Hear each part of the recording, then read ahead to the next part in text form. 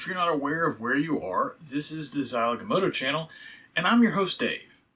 Also, if you're not aware of where you are, you should probably seek medical attention, but maybe wait until after you finish watching the video. Wouldn't want to mess with the statistics and algorithms and all that. In all seriousness, folks, if you're familiar with the channel and are a returning visitor, welcome back. And if you're new to the channel, I'll briefly describe what I do here. About 5 years ago or so, I decided to rekindle my childhood appreciation for the Sega Genesis and everything that goes along with it. Due to the Voltron way that Sega designed their consoles in that era, that means that not only am I collecting Genesis titles, but also Master System, Sega CD, and 32X games, some of which I've played before, and some that I'd never even heard of until starting to research this collection.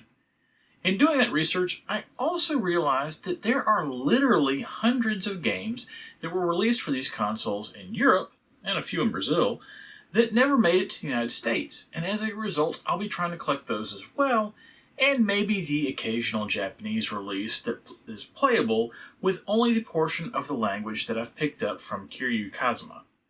But I don't want to just collect these titles. None of these are getting slabbed and graded. They're games and they're meant to be played. And that's what I'm going to do.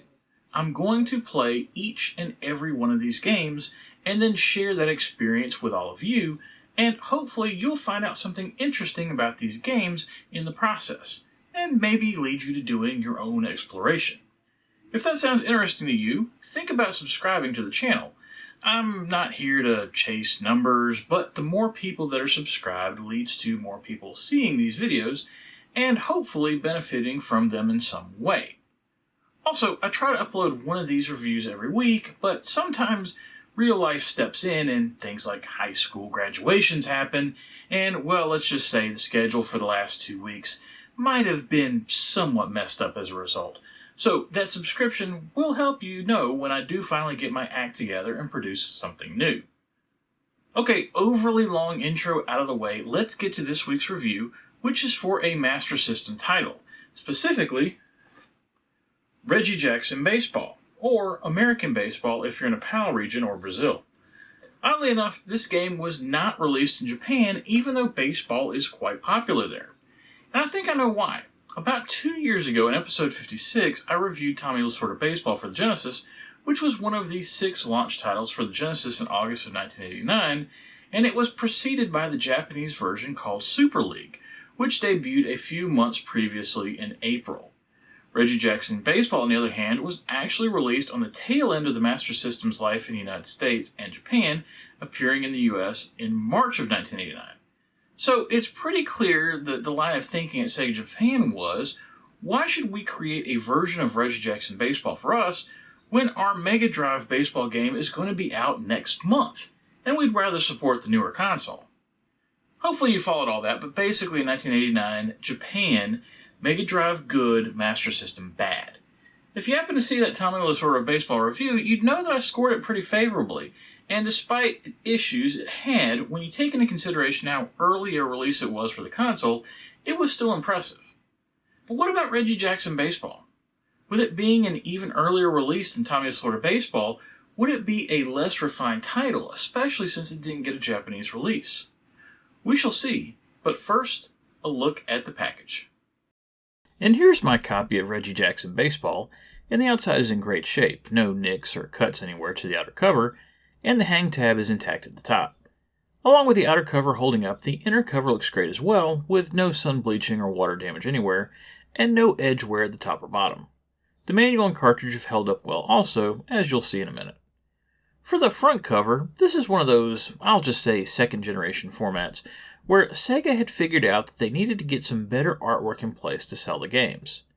To further illustrate that, here's the cover of Great Baseball from 2 years before, and you can see that Sega had done away with the Mega cartridge branding, instead replacing that with a category marker at the top corner, and changed the title font from black to blue.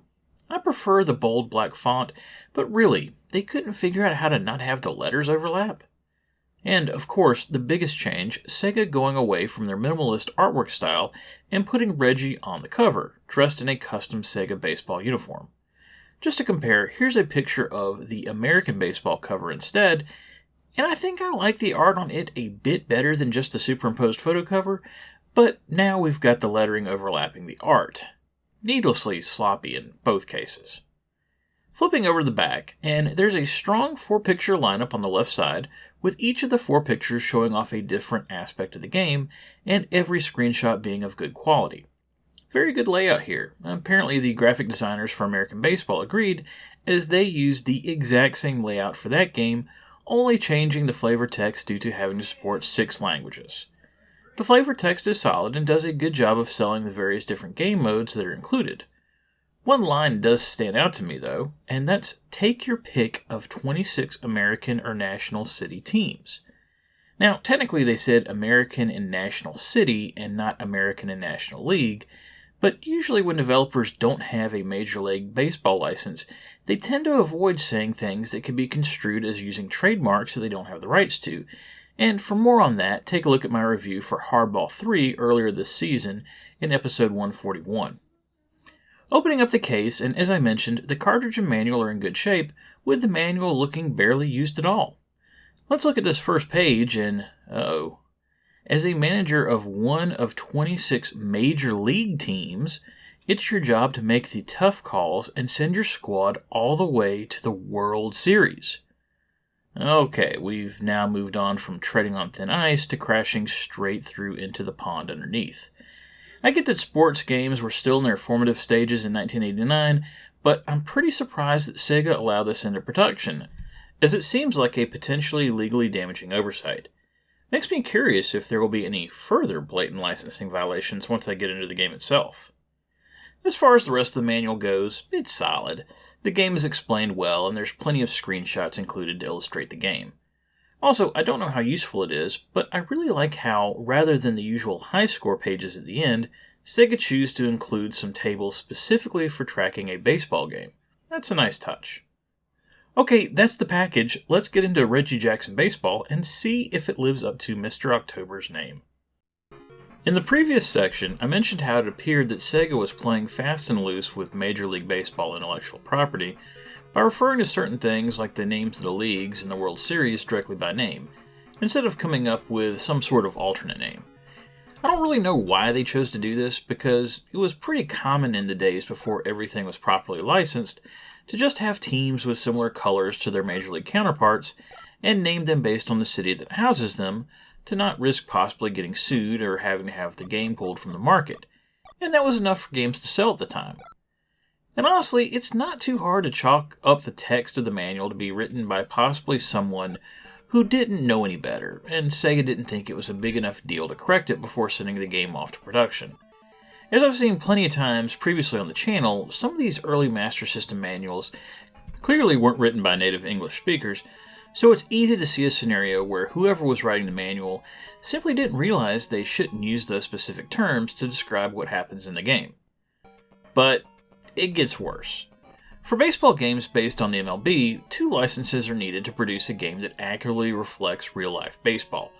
The first is the MLBPA license, which is the license for the Players Union, and is what's needed to have a game with rosters of players that reflect the real-life names and likenesses of those players. The second license is the MLB license, which covers the team names and logos. So for instance, if you want to have a team named the Cubs with the Cubs logo on the uniform, you would have to have that MLB license. For situations like this early on, it was common in games to just have the MLB license and not the MLBPA license, or vice versa. Reggie Jackson Baseball has neither license, which is why when you pick out a team to play as, you won't recognize any of the player names on the rosters.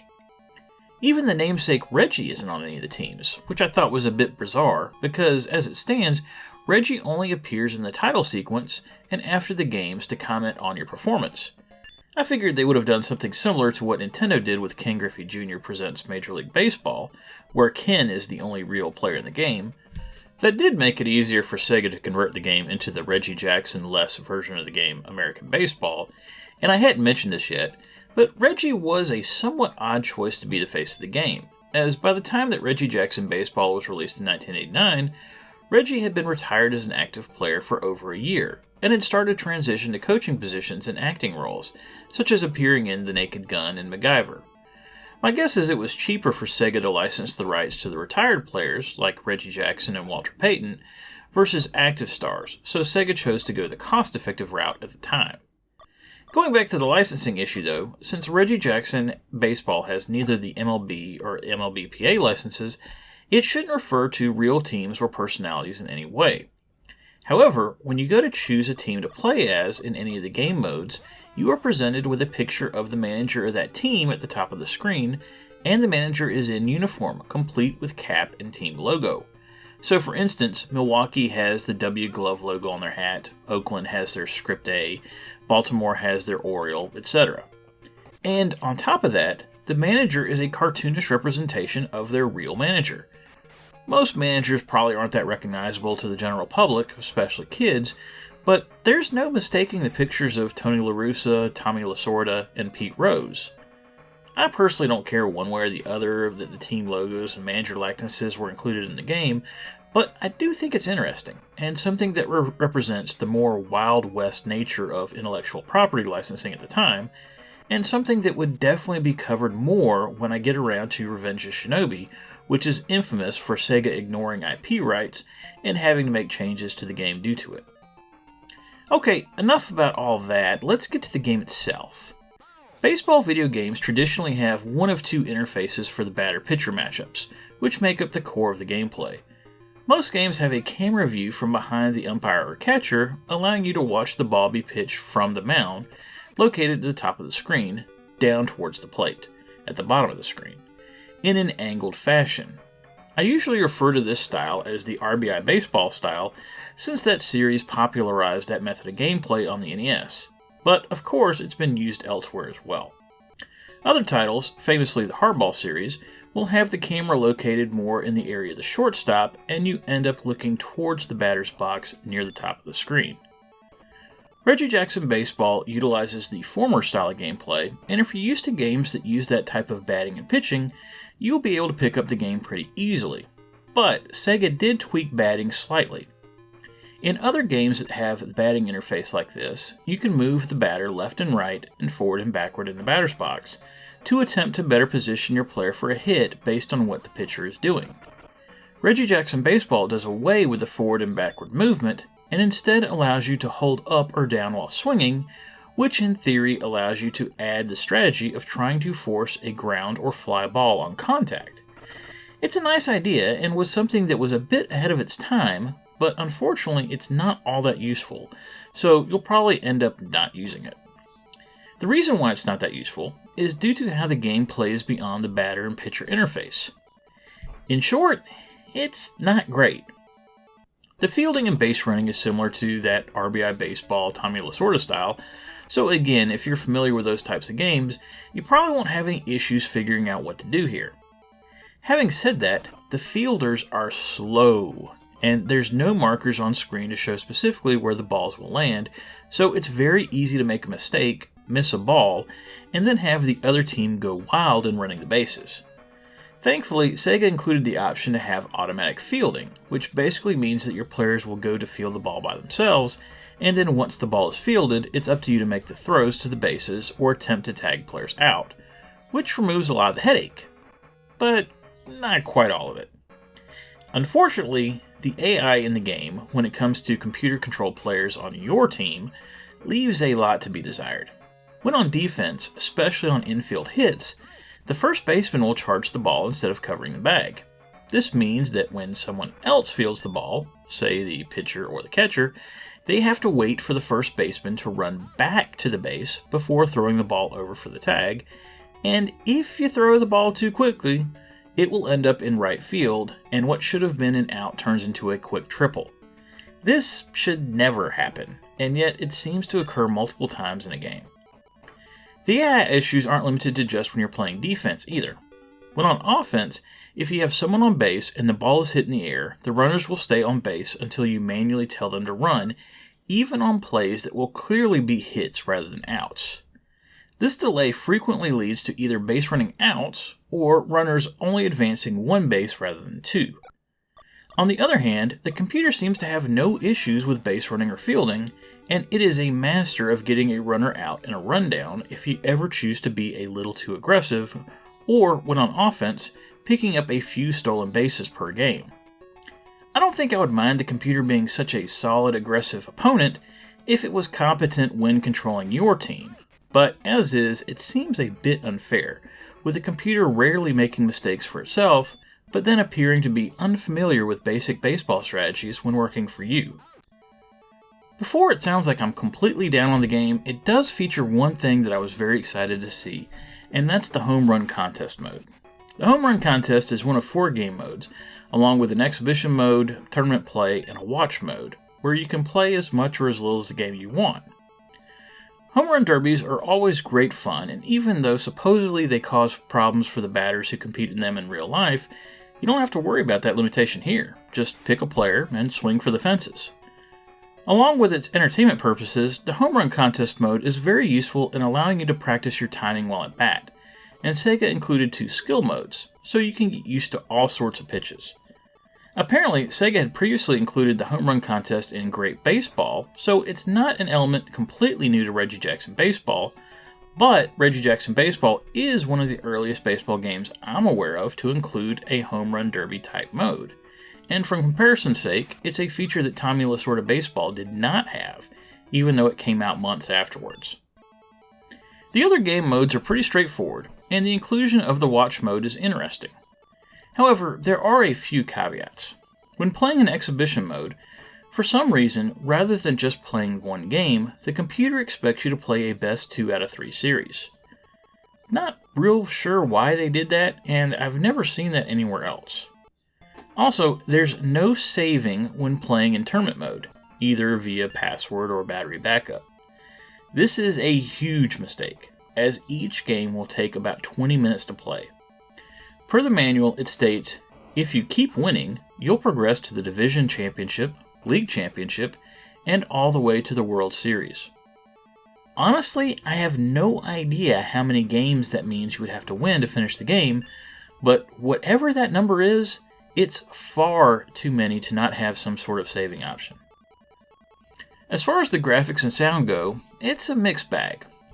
The graphics are decent for the era, and I like how there's lots of things going on, like the various mascots, the players warming up on the sides of the field, the carts that bring in the relief pitchers onto the mound, and the occasional brawl that breaks out when a player is hit by a pitch. All of this gives the game a bit of an arcade feel, which keeps things from being too boring. And the sound is good in places. There's a few lines of digital speech for the umpires, which you almost never see on the Master System, and the game music is good in most of the game. I emphasize most because there's one place specifically where the music isn't good, and that's when the ball is put into the field of play. I understand they wanted something upbeat to emphasize the intensity of the action of the gameplay, but it just sounds like some sort of alarm going off, and it is strident and annoying. Overall, Reggie Jackson Baseball is a game that I really wanted to like, and it does have some of the same feel that Tommy Lasorda Baseball had. However, it's got some serious shortcomings that really make the game hard to enjoy, especially when playing it in 2022. Seriously, how do you have a tournament mode and no password system? I'm sure it was a much more impressive game in 1989, and it is the best baseball game available for the Master System, but when your only competition is Great Baseball, that's not really saying much. Taking its age into consideration, I'm giving Reggie Jackson Baseball 2 stars, as it has some good points, but after playing it, I think I can understand why Sega of Japan said no thanks to it. Okay, and that was Reggie Jackson Baseball for the Master System. I appreciate a good baseball video game, as it's certainly much more enjoyable than watching it on TV, which sometimes is about as entertaining as watching paint dry. However, as I've found over the years, there's plenty of baseball games out there that don't quite measure up, and end up being more frustrating than fun. Reggie Jackson Baseball is one of those, as it has the elements to make a decent game, but there are some glaring holes that make me want to put this back on the shelf and forget it exists. Reggie deserved better, for certain. Tune in next week, and it's time to finally get away from the sports games for a bit. There's a lot of sports games out there for these consoles, and I've barely scratched the surface on the soccer and tennis games specifically that are out there, so unfortunately, There will be many, many more of these reviews to come, but up next is one of the original shooters on the Genesis, and a sequel to a Master System title and a super scalar arcade game that I think gets a bit overlooked with all the racing games on that platform. Will it be any good? I don't know, as I'll be playing it for the first time, but I'm kind of excited to find out. Think about subscribing if you want to know when that video finally gets uploaded, and remember, whatever you like to play, have fun, and be excellent to each other. Later!